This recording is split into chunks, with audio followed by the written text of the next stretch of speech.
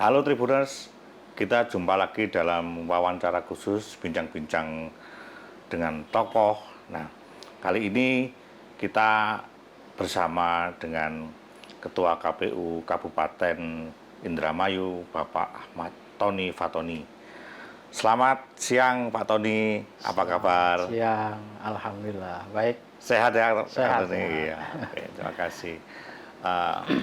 Terima kasih sudah menerima kami di kantor Bapak yang nyaman ini.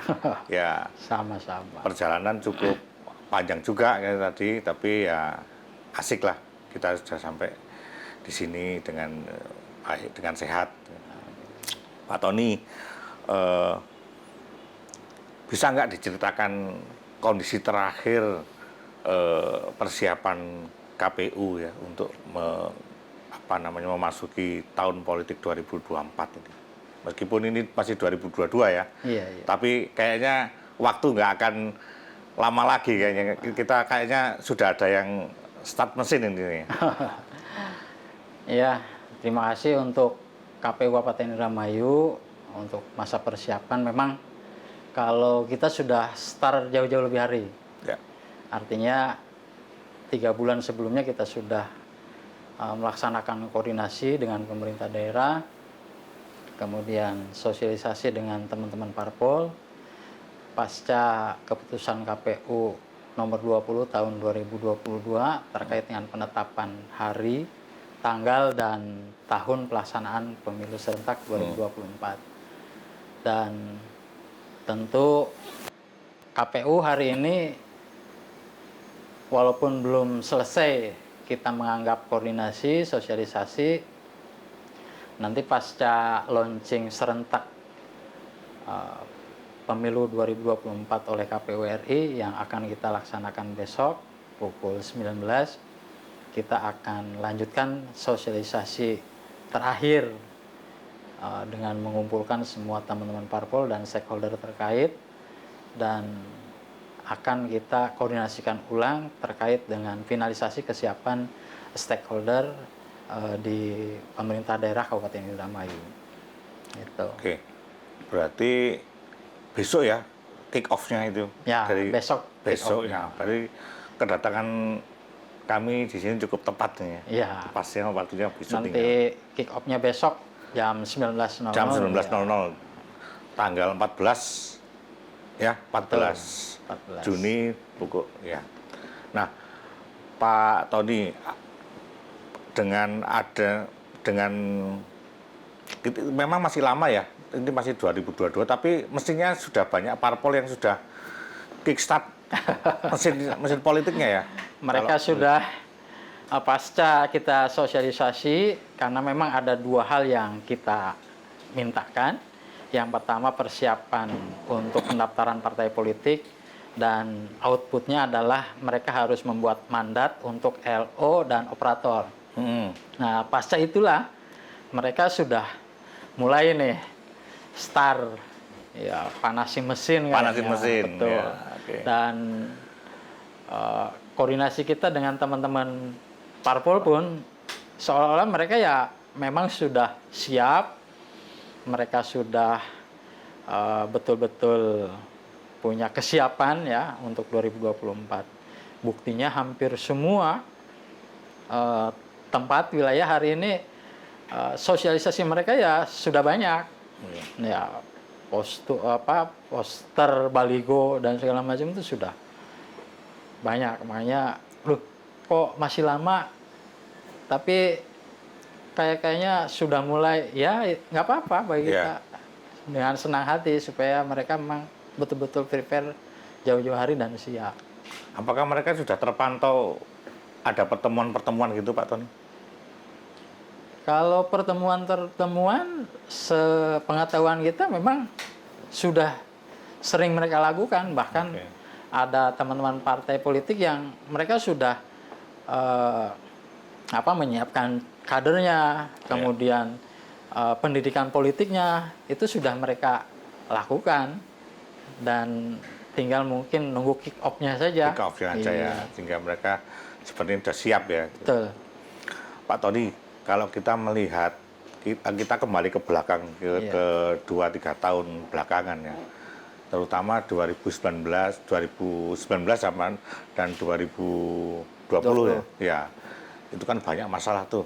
Banyak yang petugas meninggal. Iya. Nah, kalau Pak Tony mengevaluasi waktu itu seperti apa, Pak? Terutama di Indramayu. Kalau di Indramayu memang terkait dengan masalah-masalah teknis sesungguhnya Teknis, itu ya. KPU kalau bicara masalah pasti mungkin banyak masalah Banyak ya. pasti ya. Tapi pada saat proses pelaksanaan ada yang meninggal dan secara umum memang menjadi isu nasional. Tapi untuk Indramayu kita sudah mencoba ya, kalau bahasa kita mungkin meminimalisir permasalahan-permasalahan itu. Yang pertama memang jauh-jauh hari kita memang selalu koordinasi dengan teman-teman peserta pemilu parpol. Iya. Yang kedua, karena masuk di masa pandemi, kita juga sudah memastikan bahwa mereka yang ikut berkontribusi menjadi bagian penyelenggara itu mereka harus betul-betul tidak punya penyakit bawaan, komorbid. Iya, iya. Kemudian bahkan kita coba menelusuri jejak rekam pribadi mereka melalui gugus tugas, apakah memang di antara zona-zona hitam yang ditentukan oleh gugus tugas itu ada nggak di antara teman-teman penyelenggara yang masuk kepada kategori mereka yang terdampak COVID-19. Jadi gitu. sampai segitu ya usahanya? Sampai segitu. Sampai segitu. Iya, karena satu pengalaman. Yang kedua, ya hal-hal seperti itu kan tidak diatur secara teknis detail oleh regulasi. Ya, ya. Tetapi bagaimana upaya kita meminimalisir permasalahan-permasalahan di lapangan. Salah satunya, setiap pelaksanaan kegiatan yang dilakukan oleh kita yang berkaitan antara penyelenggara dengan masyarakat, yang bersentuhan langsung dengan masyarakat, itu selalu kita mintakan gugus tugas untuk memberikan rekomendasi. Itu di tahun 2019 dan 2020. Ya, oke. Gitu. Jadi kalaupun ya ada meninggal, ada betul meninggal.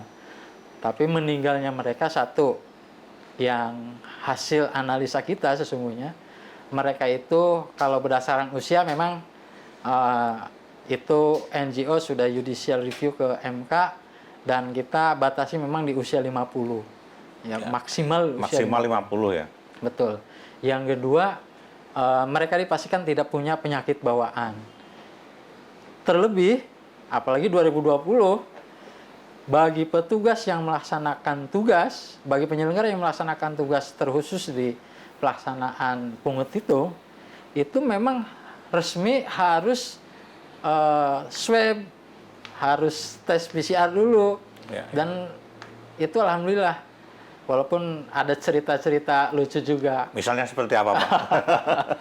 Di PPS ketika mereka harus melaksanakan swab atau diperiksa oleh gugus tugas, itu ada yang kabur. Nah, lucunya karena petugasnya datang dan meminta PPS untuk dites itu menggunakan baju hazmat gitu. Itu aja. Jadi mereka lari daripada saya tersangka COVID-19, lebih baik saya tidak jadi penyelenggara kan itu.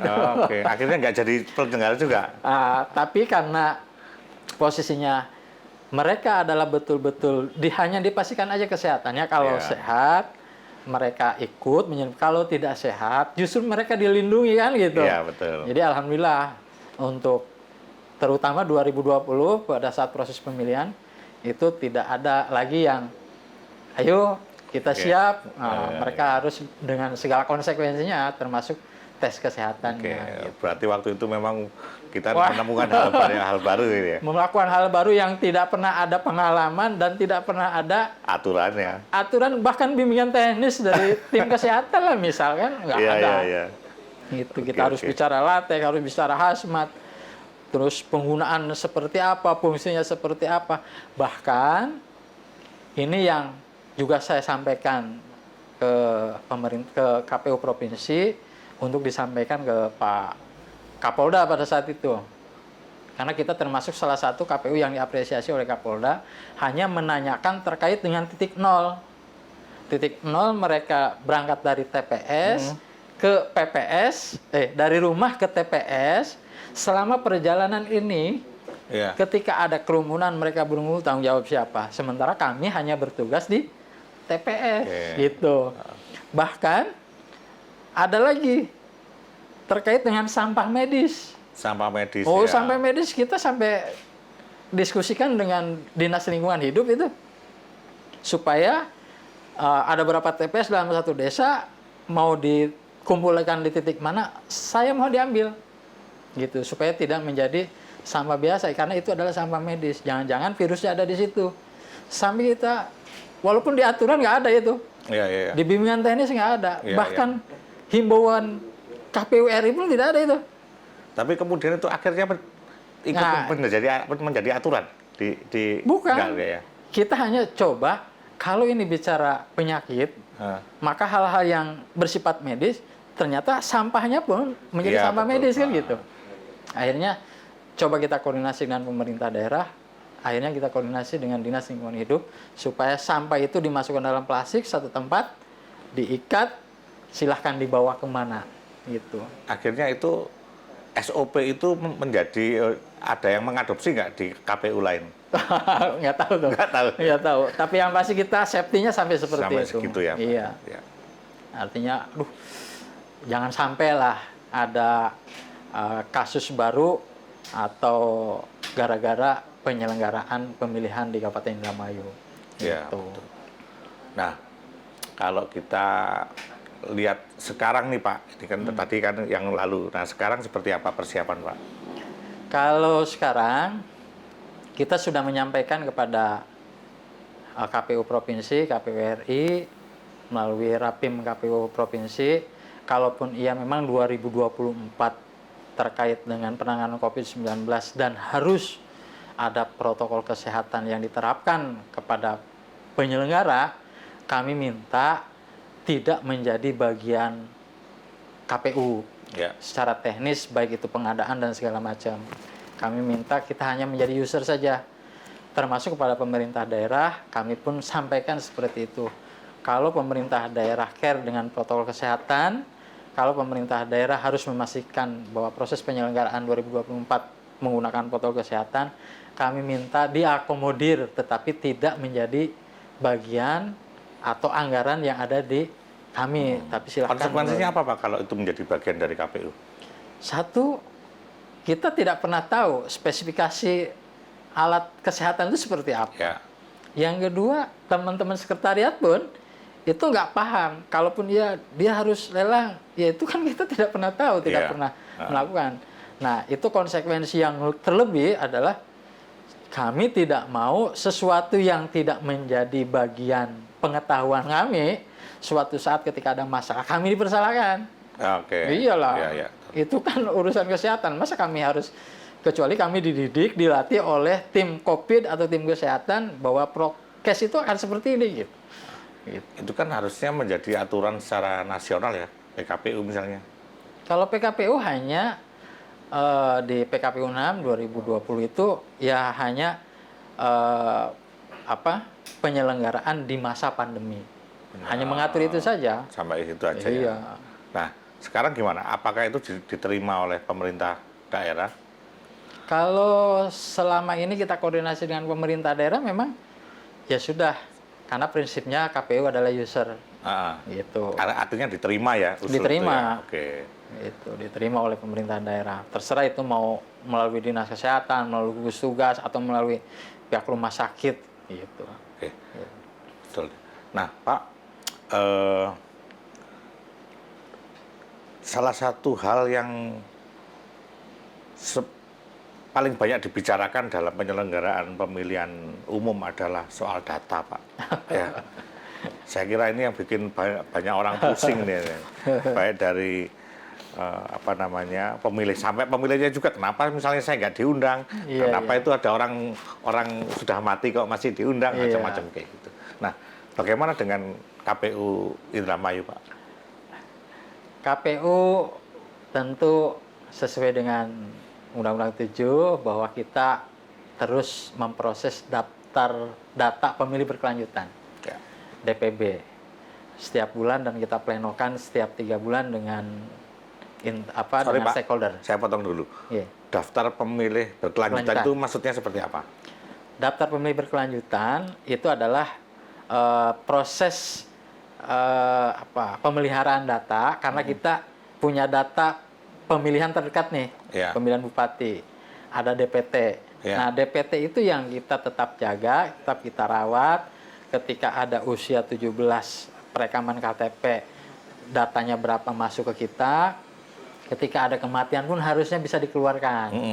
Nah, itu namanya DPB, Daftar Pemilih Berkelanjutan. Ya. Yang kita olah setiap bulan, dan kita plenokan di internal setiap bulan, dan per 3 bulan kita plenokan bersama stakeholder termasuk Bawaslu dan TNI Polri, kemudian dan pemerintah daerah dan teman-teman Dinas partai. Kependudukan berarti ya? Iya, dengan Dinas Kependudukan. Nah, kalau hemat kita, ya kalau saya secara pribadi atau secara kelembagaan, ini DPB yang kita olah itu, data pemilih berkelanjutan yang kita olah itu sama sekali sampai saat ini kita tidak punya data, basis data, input data, input data. Sebab paling ketika ada laporan meninggal berarti kan dikeluarkan, walaupun pasti NIK-nya belum tentu dicoret. Iya. Sebab NIK dicoret itu pasti Disduk akan menyampaikan, kami tidak punya kewenangan mencoret NIK kecuali ada surat kematian dan pihak keluarga meminta kepada Disduk untuk mencoret. 2024 di bulan Oktober ini pasti kita juga akan dapat DP4 dari Mendagri. Otomatis yang meninggal pun pasti masih ada. Iya. Kemudian yang usia 17 yang sudah perekaman juga belum tentu masuk. Belum tentu masuk. Iya. Ya. Nah, makanya ini yang sampai saat ini coba kita terus koordinasikan, bahkan dengan pemerintah daerah. Apakah tidak bisa pemerintah daerah membuat program, membuat surat kematian massal? Jadi 1 tahun ini pokoknya setiap desa bagi yang meninggal yang belum mendapatkan surat kematian segera dibuatkan. Terutama setelah COVID kemarin. Betul. Ya. Terutama setelah COVID kemarin, nggak mungkin sekian ratus orang meninggal misalkan di Indramayu, tapi tidak tercoret datanya di DPB kita. Ya. Nah itu, dan kelemahan kita, karena kita tidak punya regulasi ya terkait dengan data kependudukan. Kita hanya sampai saat ini bisa sanding data doang dengan Disduk. Ketika kita punya input dari TNI Polri yang sudah paripurna, yang sudah purnawirawan, kan masuk menjadi pemilih pemula, ya menjadi sipil. Nah paling itu aja yang kita sandingkan. Jadi kita tidak bisa mendapatkan input data dari Disduk, input data dari Yanmas atau perekaman pemilih pemula, itu aja. Makanya DPT kita walaupun kita jaga, kita rawat, bukan bertambah. Iya. Pasti berkurang terus. Pasti berkurang ya. Iya, pasti berkurang. Dan kita juga sudah sampaikan kepada pemerintah daerah, kalau sampai saat ini KPU hanya bisa sanding data, bagaimana kalau seandainya suatu saat kita, pemerintah daerah diminta membuat program, tolong buatkan akta kematian bagi masyarakat yang memang ketika suatu saat muncul di DP4. Gitu. Itu yang coba kita inginkan kepada pemerintah daerah, yang kita mintakan kepada pemerintah daerah. Nah, permasalahan data memang dari dulu. Iya. Dan ini kalau kita lihat, ini pasti jadi masalah nih. Ya? Pasti jadi masalah ya. Iya, karena katanya kalau menghilangkan hak konstitusi masyarakat, pidana. Sementara kita KPU kan user. Iya. Sekarang nah, bagaimana? Jadi siapa yang sebenarnya menghilangkan? Yang menghilangkan itu siapa kan gitu? Padahal KPU tidak menghilangkan. KPU hanya menerima data. Nah, lagi-lagi suatu saat pasti coklit lagi. Iya. Atau mungkin mudah-mudahan bisa ada juknis atau regulasi terkait dengan data pemilih, ya sudah sanding data saja antara DPB dengan DP4 nanti di bulan Oktober. Itu mudah-mudahan bisa clear. Dan masalahnya banyak lah Kalau data. perkembangan dari permintaan KPU soal apa namanya tadi pembaruan data macam-macam itu gimana? Apa misalnya soal ini akta massal, Akta respon kematian. akta kematian massal. Ya, pemerintah daerah memang melalui Disub itu hari ini mereka punya program. Jadi bahkan kita sudah MOU dengan pemerintah daerah, dalam hal ini Bupati. Ketika memang kita ada sosialisasi dengan basis pemilih pemula, maka kita akan gandeng Ya. Disduk. Pada saat kita sosialisasi, Disduk pun akan melakukan perekaman gitu. Itu bagi pemilih pemula. Tapi bagi akta kematian sampai saat ini mungkin pemerintah daerah belum tergambar bagaimana sih nanti formulasinya. Sebab kalau akta kematian bisa saja dari desa dibuatkan bagi mereka yang sudah tidak ada di KK, dibuatkan akta kematian. Tapi ketika proses NIK itu dicoret siapa? Iya. Apakah pemerintah daerah dalam hal ini Bupati memberikan mandat kepada KUWU atau kepala desa agar si akta kematian itu direkap, kemudian dimintakan kepada Disduk untuk dicoret. Itu yang belum tergambarkan mungkin. Tapi responnya memang sudah diterima oleh kita dari pemerintah daerah. Kenapa saya usulkan demikian? Karena memang kita berkaca di teman-teman KPU Subang pun mereka melakukan itu, gitu supaya DPB itu betul gitu ya. Data pemilih berkelanjutan yang kita olah itu, ya kalau memang ada akta kematian dan NIK sudah dicoret, ya di kita juga mungkin bisa dihapus kan gitu. Berarti apakah keluarnya akta itu berarti belum otomatis NIK dicoret? Belum. Ya itu repot juga itu ya berarti. Makanya kalau mungkin kalau pemerintah daerah merespon ya sudah, misalkan dengan Perbub. Jadi ada kewenangan tidak kepala desa membuat permohonan kepada penduduk yang sudah ada akta kematian, diusulkan kepada Disduk untuk ada pencoretan NIK. Itu harapan kita, dan memang kita sudah sampaikan 2 kali kemarin, saya sampaikan kepada Ibu Bupati supaya 2024 kita lebih mudah untuk mengolah data. Kalau hanya sebatas sanding, otomatis yang punya akta kematian tadi kan sudah hilang tuh gitu. Iya, oke.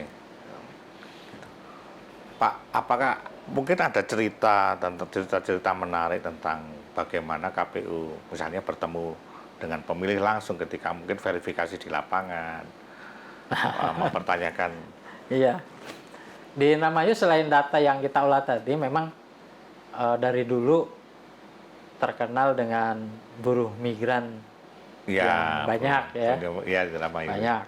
Bahkan menjelang 2019 kita pemilu, itu Pak Bupati dulu menyampaikan sekitar ada 11.000 buruh migran. 11.000 buruh migran. Iya, dari Indramayu. Kita penasaran juga ya, masa 11.000 kok banyak banget gitu. Setelah kita coba cross check juga dengan Disnaker dan BPN 2 TKI. Iya, BPN. Ya memang sekitar segitu, tapi kita nggak clear lah bagi kita. Akhirnya coba kita verifikasi faktual. Nama-nama tadi yang buruh migran tadi di atas 2 tahun, di atas 3 tahun, kita coba cross check ke lapangan, ternyata dia sudah ada sudah pulang. Gitu. Jadi 2019 itu 11.000 itu saya klaim salah, Pak Bupati klaim saya salah. Pak Bupati menyampaikan 11.000, saya sampaikan itu salah, Pak. Karena 11.000 itu ternyata 2.900 sekian itu sudah kembali hampir 3.000. Iya, tapi kan bayangkan ya, sesuatu yang secara teknis harusnya sudah selesai pada saat coklit dan segala macam, tapi kita turun kembali untuk memverifikasi apakah betul sih si buruh migran ini memang masih di luar negeri, atau memang sudah kembali. Jadi data tertulis dari instansi resmi pun 11.000. Artinya tetap harus diverifikasi harus ulang. Verifikasi. Ya walaupun kita ya sudahlah dengan keterbatasan, pokoknya buruh migran yang di atas 3 tahun kita coba verifikasi. Ternyata memang hampir 2.000. Akhirnya saya sampaikan Pak Bupati, buruh migran di Indramayu itu, dari Indramayu itu tidak lebih banyak daripada Cianjur. Saya sampaikan gitu. Cianjur, ya. Iya, saya sampaikan ke Pak Bupati. Kenapa? Fakta di lapangan kami sudah melakukan verifikasi langsung bagi buruh migran yang usianya di atas 3 tahun. 3 tahun bekerja status ya? Iya, atas tahun. Kan rata-rata mungkin setahun 2 tahun pulang lagi gitu. Tapi kita coba, ada nggak yang di atas 3 tahun? Banyak. Akhirnya kita verifikasi yang di atas 3 tahun, gitu aja. Kenapa? Jangan sampai, kalau dulu kan kalau masalah data, NIK invalid dari dari TPS ke TPS, ada nggak NIK double? Jadi penggunanya ada di 2 TPS. Atau antar desa, kita cross check lagi antar desa. Makanya kita, udahlah kalau KPU RI punya SIDALIH, kita coba bikin aplikasi lain. Akhirnya kita buat 3 sistem aplikasi yang mencoba untuk mengurai data-data tadi. NIK invalid itu, kalau sudah ketemu antar desa, ini eksekusi. Orangnya ada di desa mana nih? Kalau desa A, ya sudah eksekusi di desa B, dikeluarkan. Masuk ke desa A. Gitu. Ketemu nggak NIK sama tapi namanya beda? Ketemu, invalid itu. Invalid ya? Iya, ketemu. Apa aja Pak yang termasuk invalid, NIK invalid? Invalid itu ketika, kan kalau Disduk punya sistem aplikasi tersendiri. NIK invalid itu, kalau kode akhir itu kan bukan kode kita. Iya. Kode akhir itu jelas kode yang diberikan oleh sistem. Misalkan saya 0005 akhirnya. Nah, kan 5 itu kan bukan, kalau 3, 2, 1 jelas itu provinsi Jawa Barat, kemudian Indramayu 12. Satunya itu Haurgelis, kecamatan. Baru tanggal lahir, bulan lahir, tahun lahir. 0005 itu kan sistem yang memberikan. Nah, tapi kalau ada nama yang sama dengan NIK yang berbeda, itu juga ketahuan. Nanti diverifikasi. Atau nama beda tapi NIK sama. Itu juga ketahuan, namanya NIK invalid. Nah, tapi kita eksekusi apakah TPS per TPS, desa per desa, atau kecamatan per kecamatan. Jadi teman-teman di lapangan di PPK itu kita berikan sistem aplikasinya, SIDINDA, sistem informasi data NIK dan ganda, data invalid dan ganda. Nah, baru dicek, oh ini dia sudah mutasi ke kecamatan kecamatan B. Atau berarti ketika ada di kecamatan C, karena orangnya sudah di kecamatan B, ya sudah dikeluarkan dari kecamatan C. Bahkan sampai tingkat kabupaten, antar kabupaten kita lakukan. Itu untuk verifikasi data invalid. Jadi misalnya nih Pak, mungkin banyak warga Indramayu yang kerja di Jakarta, apakah juga akan dicek sampai ke DKI juga? Nah, buruh migran itu tadinya kita cek seperti itu. Supaya apa? Jangan sampai dia tidak terdata di luar negeri karena sudah pulang, tapi di sini tidak terdata. Gitu. Makanya verifikasi langsung ke lapangan, cek usia yang di atas 3 tahun masa kerja mereka. Rata-rata segitu kan memang ya? Iya, gitu. Itu yang kita lakukan. Nah, luar biasa lah kalau 1920. Aduh. Pak, kalau misalnya teman-teman KPU sudah banyak belajar dari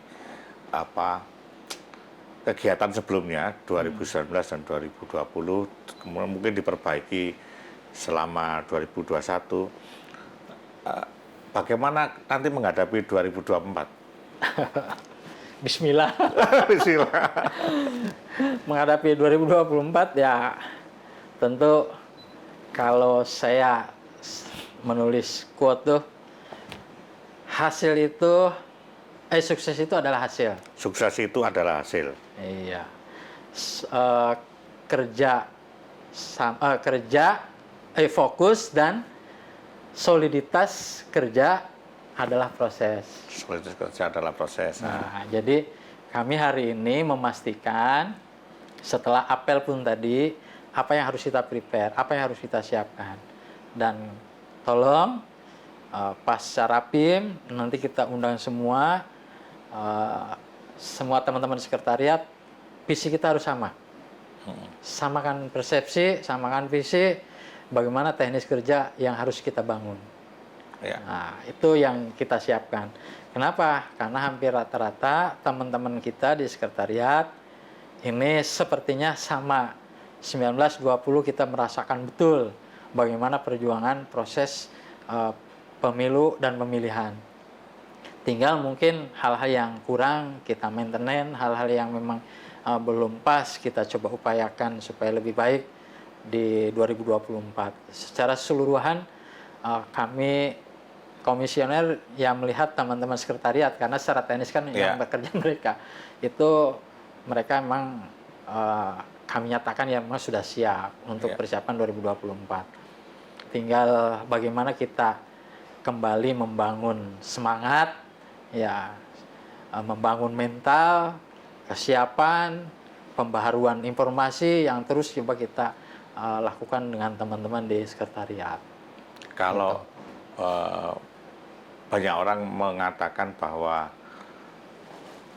2024 akan sulit, akan rumit karena yang pesertanya bakal banyak dan semuanya pemilu kan ya, berarti kan. Nah, apakah itu akan menjadi lebih rumit atau yang pertama itu atau yang kedua justru menjadi lancar karena sudah punya pelajaran di tahun-tahun sebelumnya? Gitu. Kalau sulit, rumit, ya mungkin wajar ya, mungkin manusiawi. Wajar, manusiawi. Tetapi kalau pengalaman sudah bicara, pembelajaran sudah kita proses, kemudian secara teknis juga kita sudah pernah melaksanakan dan melakukan bagaimana kondisi pemilu pemilihan di 2019, apalagi di masa pandemi. Nah, tinggal kita mungkin maintenance hal-hal yang memang perlu kita optimalkan, kita maksimalkan supaya lebih baik. Tapi kalau bicara sulit lagi, karena semua partai ikut berkontestasi, ya belum tahu juga. Belum tahu juga. Karena partai kan hari ini daftar DPP ke KPU RI. Iya. Ada 2 proses yang akan dilakukan. Apakah verifikasi faktual dan verifikasi administrasi. Kalau bagi teman-teman partai yang sudah EPT, parliamentary threshold-nya sudah di atas 3%, ya sudah, tinggal permin saja. Tapi belum tentu juga. Partai lama kalau di Indramayu dia tidak siap untuk jangan-jangan dia juga tidak bisa menjadi peserta pemilu gitu. Jadi banyak partai saya lebih senang. Kenapa? Karena memang pasti semua akan berpikir bagaimana meningkatkan memastikan konstituennya melakukan hak pilihnya gitu. Jadi angka partisipasi, angka partisipasi kita akhirnya semakin meningkat nih kan gitu. Karena kalau KPU kan salah satu tolak ukurnya keberhasilannya angka partisipasinya tinggi. Tapi kalau semua partai, apalagi partainya banyak, nggak mungkin dong. Saya hanya sebatas nama saja, pasti mereka juga bersusah payah untuk mengambil hak politik dari masyarakat, menggunakan hak politiknya kan gitu. Gitu. Oke, Pak. Pokoknya tidak ada yang sulit lah. Yang penting kerja fokus dan soliditas kerja. Iya, karena gitu. Indramayu kan termasuk yang paling top ini KPU-nya kan gitu. Jadi harusnya orang lain juga belajar ke sini. Amin, mudah-mudahan. Tapi top itu sebetulnya satu, Satu koordinasi dan konsolidasi. konsolidasi ya. Oke, Gitu. Pak, mungkin ada hal yang perlu disampaikan sebagai closing statement perbincangan kita siang ini, Pak. Iya, nggak kerasa ya. Terima kasih teman-teman dari Tribun. Yang pertama, KPU Kabupaten Indramayu memang siap untuk melaksanakan pemilu serentak 2024. Bukti kesiapan kami adalah kami sudah melaksanakan koordinasi dengan pemerintah daerah, dengan stakeholder terkait, bahkan kita sosialisasi jauh-jauh hari koordinasi dengan teman-teman partai politik yang tanda kutip mereka pasti akan menjadi peserta pemilu 2024. Kuncinya kami hanya koordinasi, konsolidasi, dan KPU punya semboyan, KPU melayani. KPU melayani. Iya, kami akan layani dengan sepenuh hati Ya, gitu, untuk semua peserta pemilu. Bahkan jauh-jauh seperti itu, KSA pun akan kami lakukan ketika memang kepentingan partai politik untuk menyelesaikan tahapan-tahapan tertentu. Dan mudah-mudahan mohon doanya, mohon dukungannya untuk KPU Kabupaten Indramayu 2024 bisa melaksanakan pemilu dan pemilihan secara sukses, tanpa ekses, dan terlebih mudah-mudahan tanpa mahkamah lagi. Tanpa mahkamah lagi, ya harus. Kalau tanpa mahkamah, ya alhamdulillah. Ya, gitu. siap. Kan sudah clear, sudah selesai, ya sudah kan tinggal tidur kalau tanpa mahkamah. Iya. Gitu. Itu Semua ya, senang gitu kan. semua ya, senang, gitu ya, oke. semua terfasilitasi gitu. Oke, Tribuners, siang ini kita mendapat banyak pelajaran tentang pemilihan umum dan pemilihan daerah di kala pandemi dan macam-macam dari Ketua KPU Kabupaten Indramayu Bapak Ahmad Tony Fatoni. Kita akan bertemu lagi dalam perbincangan-perbincangan yang tidak kalah serunya dari hari ini. Tunggu saja tanggal mainnya. Terima kasih. Terima kasih Pak Tony. Sama-sama. Sukses.